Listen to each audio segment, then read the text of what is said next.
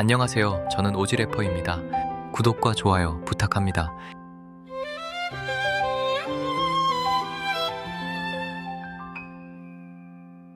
한국은 기독교 역사에서 매우 특이한 나라입니다. 왜냐고요? 기독교를 스스로 먼저 들여온 나라거든요. 대부분은 유럽에서 군함과 상인, 그리고 선교사들이 진출해서 선교를 했습니다. 아무래도 이런 방식은 부정용으로 식민제국 확대의 기폭제가 되었죠. 그런데 우리나라는 스스로 천주교 신부가 되고 스스로 받아들인 거죠. 신자가 있으니 공간이 필요하겠죠? 성당은 종교 건축의 대표 유형입니다. 대부분의 종교 건축이 그렇듯 성당에도 엄격한 기본 문법. 저는 이걸 ENICOD라고 부르고 싶어요. 가장 강한 코드는 십자가이고 그 다음은 정면성입니다. 전통 성당은 답이 분명해야 합니다. 입구는 신앙의 문이 되고 종탑은 그 문을 위로 끌어올리죠. 그런데 한국의 작은 성당들을 자세히 보면 이 코드가 복제되기도 하고 번역되기도 하고 어떤 곳은 완전히 해석되어 새로운 얼굴로 나타납니다.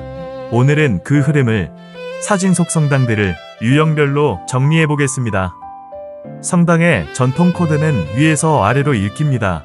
위에는 십자가, 가운데는 종탑과 창, 아래에는 문, 수직의 축은 하늘을 향하는 믿음을 시각화하고 양면은 이 장소의 중심을 선포합니다. 그래서 고전적인 성당일수록 정면은 일종의 얼굴입니다. 중앙성이 강하고 좌우가 균형을 이루거나 세기의 리듬 삼위일체처럼으로 읽히는 구성이 자주 등장하죠. 먼저 한국에서 가장 많이 목격되는 유형은 유럽 성당의 원형을 닮으려는 벽돌 성당입니다. 예를 들면 공주 중동 성당, 풍수원 성당, 공세리 성당, 감곡맥의 성모 순례지 성당, 여수 동산동 성당, 원주 웅수막 성당, 칠곡 가실 성당 같은 계열이죠. 건축사적으로는 네오고딕의 문법이 그대로 보입니다. 첨도아치, 반복되는 수직창, 장미창이나 원형창, 그리고 종탑 중심성. 미학적으로는 붉은 벽돌과 줄눈이 만드는 리듬이 강합니다. 멀리서 봐도 여기가 앞이다라고 말하죠. 종교적으로는 동선 자체가 신앙을 안내합니다. 문으로 들어가고 중앙을 통과해 재단으로 향하는 흐름이 명료합니다. 문화적으로는 더 흥미로운데요. 이런 성당은 엘리트 건축만의 결과가 아닙니다. 선교의 과정에서 파견된 성직자가 주도하되 지역의 장인과 시공현실 속에서 가능한 범위 안에서 최대한 닮으려는 노력이 반복되며 누적된 형태이기도 합니다. 복제가 때론 헌신의 형식으로 나타난다고 말할 수 있습니다. 다음은 석조 중심의 견고형 성당입니다.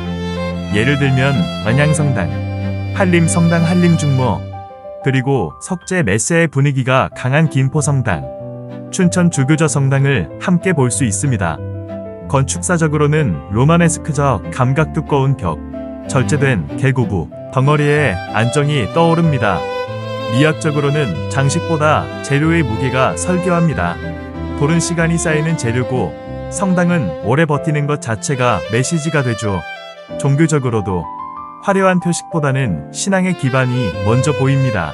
문화적으로는 서구의 형식을 따라가되 지역의 돌과 기술이 그 언어를 번역해버립니다. 그래서 이 유형은 복제라기보다 번역에 가깝습니다. 여기서 중요한 포인트가 나옵니다. 종교 건축은 엘리트 코드로만 지어지지 않습니다.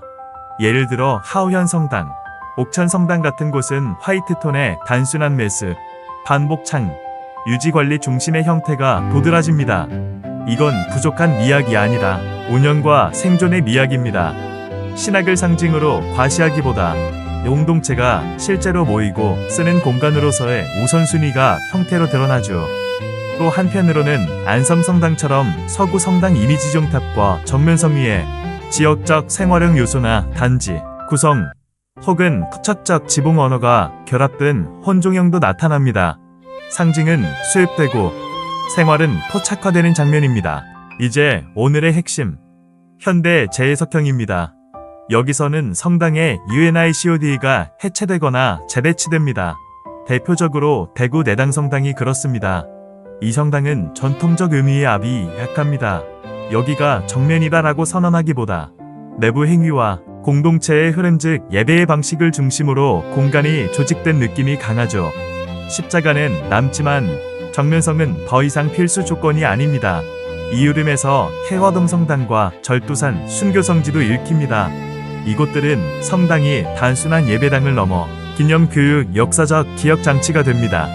정면은 얼굴이라기보다 기억을 전달하는 장치로 기능하고 종교적 상징은 도시의 공공성과 결합합니다. 또 다른 현대형으로는 명학성당, 계림동 계림당 성당, 대전 대흥동 성당 같은 사례가 있습니다. 여기서 신성함은 첨도아치나 벽돌의 고전 문법이 아니라 빅, 수직 슬립, 인면, 격자, 메스의 계단형 조합 같은 현대적 추상으로 표현됩니다. 즉, 성당다움, 더 이상 고딕의 복제에서 오지 않는 거죠. 정리해보겠습니다. 한국의 작은 성당들은 크게 세 단계의 드라마를 보여줍니다. 첫째, 복제. 성당은 이렇게 생겼다는 서구 이미지를 최대한 닮으려는 벽돌 네오고딕의 노력. 둘째, 번역. 지역의 재료, 기술, 예산이 서구 문법을 바꾸며 만들어낸 석조 실용형 성당들. 셋째, 해석. 현대 신학과 공동체의 행위를 다시 읽으면서 정면성을 재배치하거나 약화시키는 현대 성당들. 결국 성당은 엄격한 코드로 시작하지만 시대와 지역과 건축가의 감각이 개입할수록 하나의 성당이 아니라 여러 가지 신앙의 얼굴이 됩니다.